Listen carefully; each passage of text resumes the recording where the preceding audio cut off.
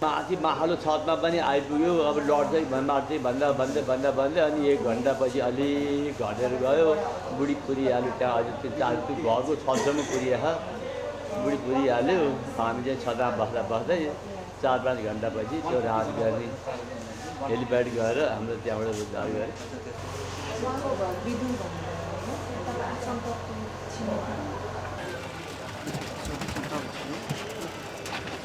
माथि जानु त ल